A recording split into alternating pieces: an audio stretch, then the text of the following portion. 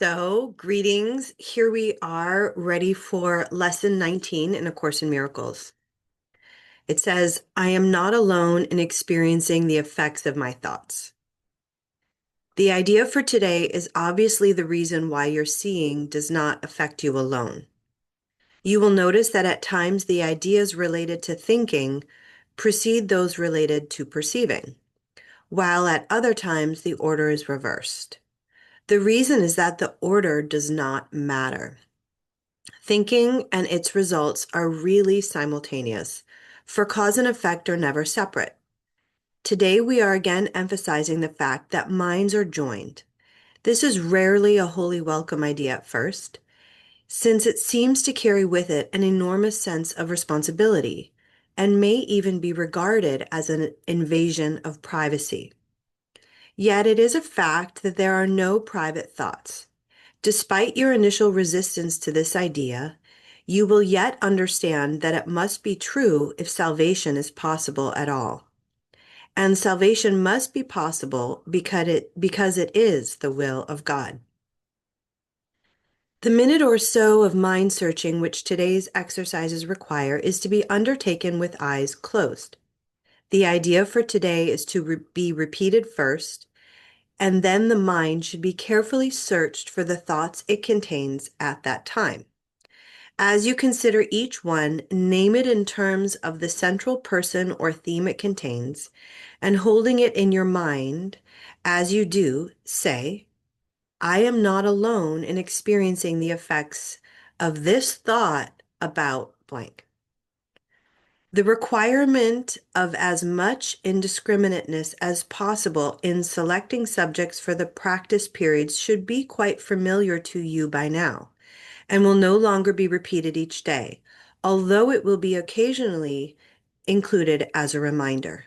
Do not forget, however, that random selection of subjects for all practice periods remains essential throughout.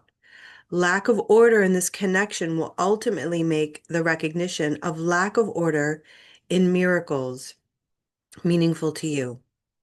Apart from the as-needed application of today's idea, at least 3 practice periods are required, shortening the length of time involved if necessary. Do not attempt more than 4.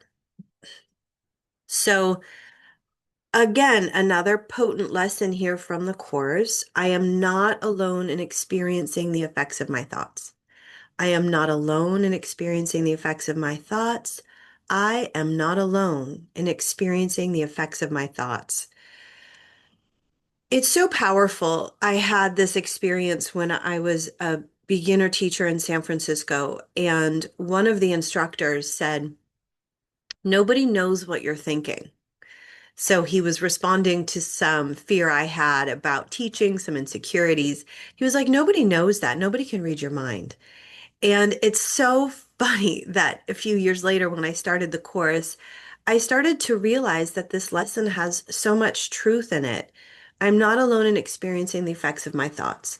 So, for example, if I am at the grocery store and I am thinking about all of these things I have to do, or I'm in a state of frustration or anxiety and I'm kind of going fast, I might bump into somebody.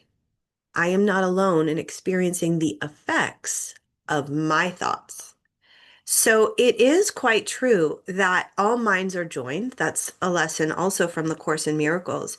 And whatever we think, and the power of shifting our thoughts and the power of miraculous thinking is almost like an incentive to remember that if I am willing to change my mind about things, if I'm willing to see that I'm not alone in the effects of my seeing, and I am shifting more into a loving mindset, then that's of benefit to everyone in my life, everybody I run into on the street, everybody in my house, everyone in my family. So it's important for us to realize that we're not alone in this thing. So if I'm sitting here thinking all of these negative thoughts, then that energy is permeating out of me and it's affecting everyone I come into contact with. And adversely, if I am thinking loving thoughts about everyone, loving thoughts about myself, then the benefits of that also get extended.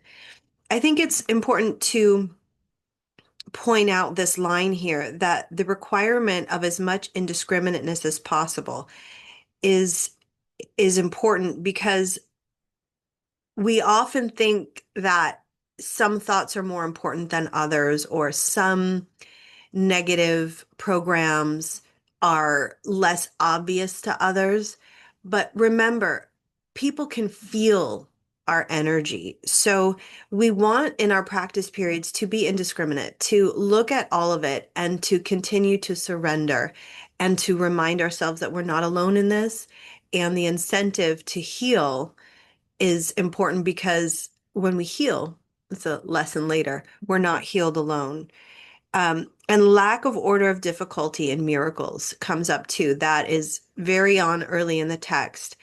Um, it's a teaching that says there's no order of difficulty among miracles. So we might think that some things are harder to give up.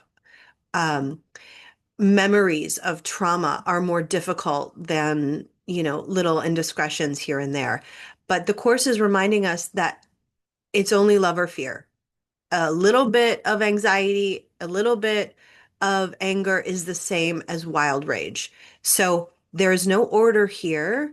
Everything is up for grabs.